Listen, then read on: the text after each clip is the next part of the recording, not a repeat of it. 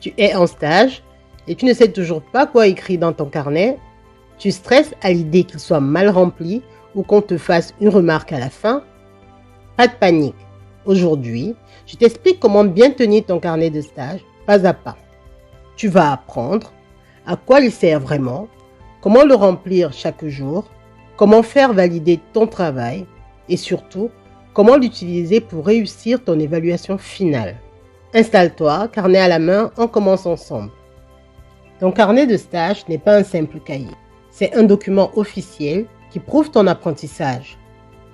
Il sert à suivre ta progression tout au long de ta formation, à évaluer tes compétences techniques, relationnelles, organisationnelles, à préparer ton entretien d'évaluation avec ton tuteur ou formateur. Il montre ton implication, ton sens de l'observation et ton sérieux. Et crois-moi, les encadrants repèrent vite les carnets négligés. Petite astuce, dès le premier jour, colle une fiche de présentation avec ton nom, la période de stage, le service et les objectifs que tu veux atteindre. Ça montre ton organisation et ton professionnalisme. Tu n'as pas besoin d'écrire un roman, mais ton carnet doit refléter ton activité quotidienne. Chaque jour, note ces 4 éléments essentiels. Petit 1, les soins réalisés. Toilette complète, aide à la marche, distribution du repas, change prise de température. Petit 2, les observations. Exemple, comportement du patient. Les douleurs, les réactions, l'amélioration ou les dégradations de l'état général. Petit 3, les apprentissages. Exemple, nouvelles techniques apprises, gestes observés, conseils reçus par un soignant. Petit 4, les points à retravailler. Exemple, difficulté à manipuler le matériel, à mémoriser un soin ou à gérer ton stress. Voici un exemple concret à noter. Aujourd'hui, j'ai observé la toilette complète d'un patient grabataire. J'ai appris à respecter la pudeur et à parler au patient pendant le soin. Je dois encore revoir ma posture pour éviter le mal de dos. L'objectif est d'écrire clairement, simplement et sans faute pour que n'importe quel encadrant comprenne ton évolution.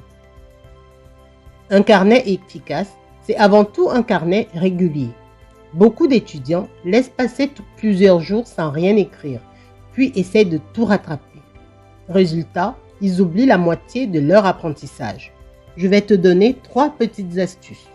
Astuce numéro 1, remplis ton carnet chaque soir, juste après le stage, quand c'est encore frais dans ta tête.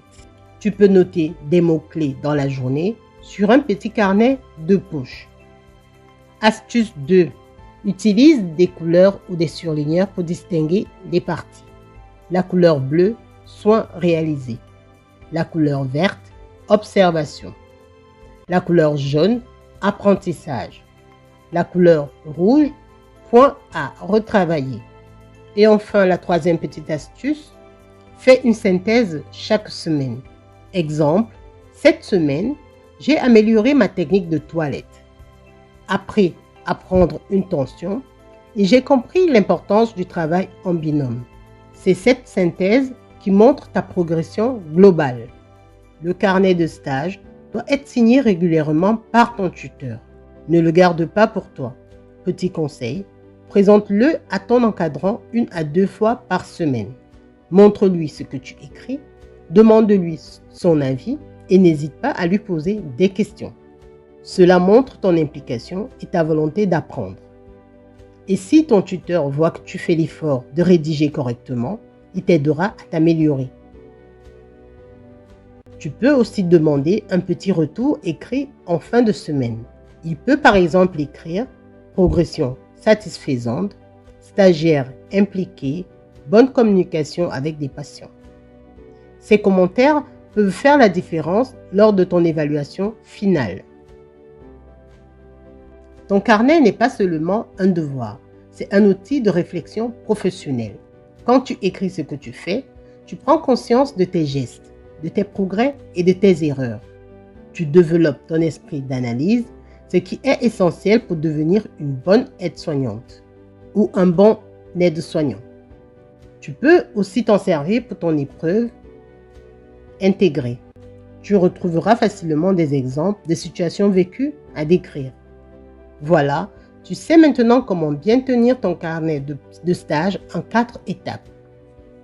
Écris chaque jour, fais valider régulièrement, garde-le propre et clair et surtout, vois-le comme ton journal de progression. Et toi, dis-moi en commentaire, tu préfères écrire chaque soir ou le week-end? Je te lis et je me ferai le plaisir de répondre à ton commentaire. Abonne-toi pour ne rien rater de la prochaine vidéo. Les 10 erreurs à éviter pendant ton stage. À bientôt!